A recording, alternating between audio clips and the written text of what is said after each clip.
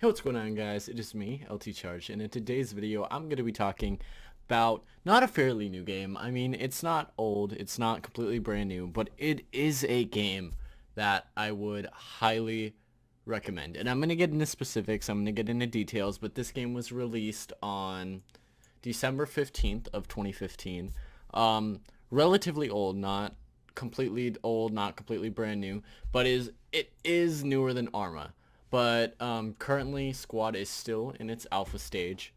So if you're looking for a far more developed game, something that you could definitely just jump into with your buddies, I would definitely go to Arma 3.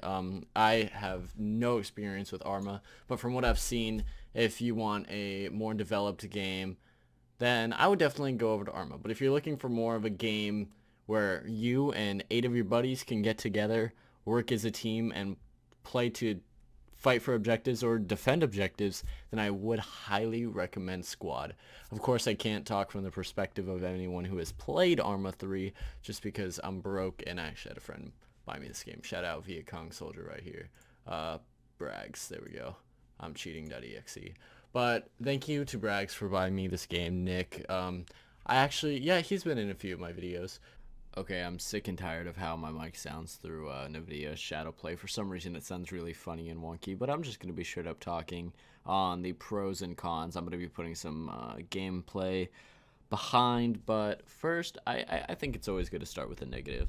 So, probably one of the biggest issues with Squad is the power that it takes your PC to run this game. I have friends with really garbage computers that simply just can't even load into the game. I have friends that have mediocre PCs. It takes them a super long time to load in a game. Sometimes they'll get kicked out for being idle too long, but really it's just because their PC won't load in. But when they're actually in the game, they'll get some frame drops, some tears, but the game can be consistent around 60 frames. But for a nice PC like me, I can load into games fine. I can go into action fine. I don't really drop frames. I'll only drop frames if like there's 6 tanks on me. They're all shooting at the same time. Plus I'm spraying and another guy's spraying at me. That's like the only time you'll ever experience a frame issue if you have a good enough PC. But another con is of course going to be that the game is still in alpha. So it's definitely I don't want to say that they're way behind on schedule, but they kind of are. The game's been out for 3 years now, almost 3 years, 3 years in like a month. I believe this game could be far more developed than where it's at right now. I believe it could at least be in its beta stage, could be far more well optimized for people with lower end PCs. Because I was playing a game yesterday and I saw some dude typing in chat. He was like, I have a 1060 with a Core i7. Could someone explain to me why this game runs like absolute garbage? And everyone was like, man, it's just poor optimization. Run lowest settings, do whatever you can, lower your actual screen res. But you see a lot of that with this game. A lot of people get bugged by the player models themselves because the game looks very well done. Like you'll look at some of the landscape and be like, wow, this game looks great. Then you see these player models and it looks like they came out of a 2003 arcade game. Just the way they move, the way they look, especially when you're picking your team when you first spawn in, they look really wonky there. But of course that can bug a lot of people who are like really into the graphics and stuff. But with the gameplay, I really don't see an actual issue with how the game plays itself. Of course, with the whole server browsing thing, finding games can be sometimes difficult, but playing the game is actually the really fun part.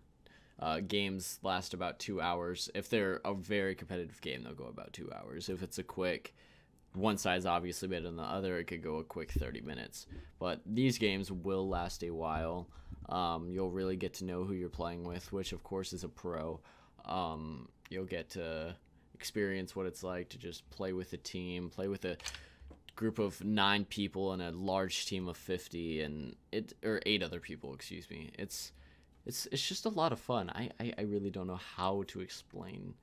Like, I've never been one to like look at a military simulator or a realistic shooter and be like, "Oh my gosh, I want that." But for some reason when I saw this game, I just like clicked. Like with Arma, I feel like Arma's more of a military simulator than a realistic shooter. I feel like you definitely get into combat a lot less. Even though I'm gonna be real, you hardly get into combat in squad, unless you are playing in the most aggressive squad, which usually you have a few squads that are holding it back, just playing the objective. Then you have the other squad that's just pounding and pounding and pounding and pounding and pounding. It's usually how this game goes.